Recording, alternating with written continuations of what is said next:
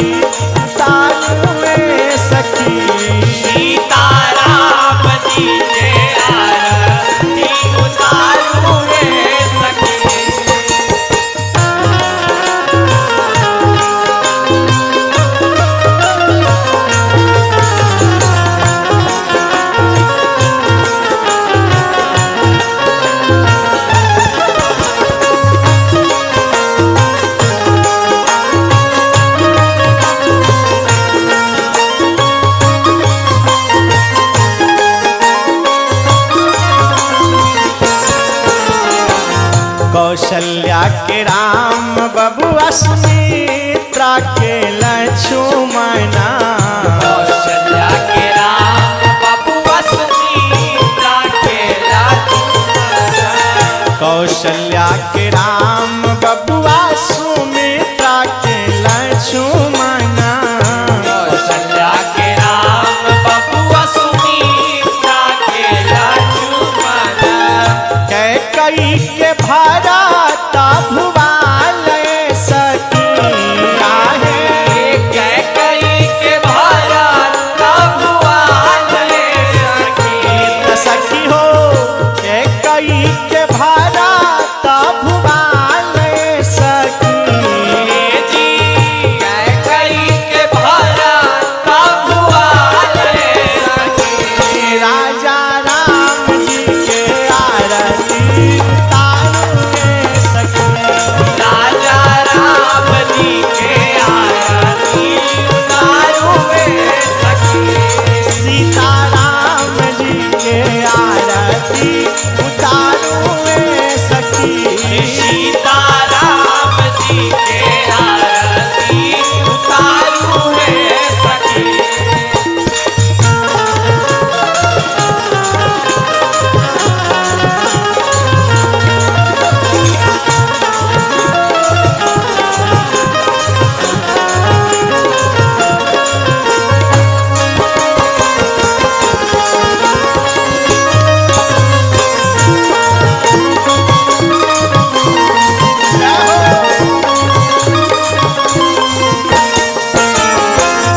कवन रंग राम बबुआ कवन रंग लक्ष्मणा कौने रंग राम बबुआ कवाने रंग लक्ष्मणा कवन रंग राम बबुआ कवन रंग लक्ष्मणा कौने रंग राम बबुआ कवाने रंग लक्ष्मणा कवन रंग भरत भुवाल सखी आहे कौने रंग भरत भुवन सखी सखी हो कवन रंग भरत भुवाल सखी कौने रंग भरत भुवन सखी सीता राम जी के आरती उतारुए सखी सीता राम जी के आरती उतारुए सखी राजा राम जी के आरती उतारुए सखी अरे राजा राम जी के आरती उतारुए सखी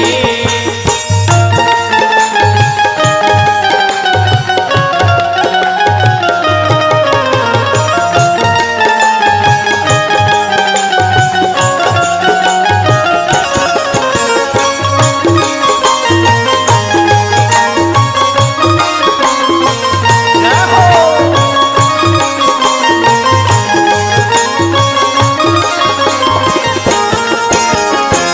श्याम रंग राम भैया गोरे रंग लक्ष्मणा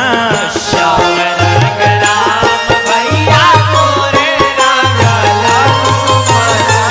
श्याम रंग राम भैया गोरे रंग लक्ष्मणा श्याम रंग राम भैया गोरे रंग लक्ष्मणा पीता रंग भरत भुवाल सखी आहे पीत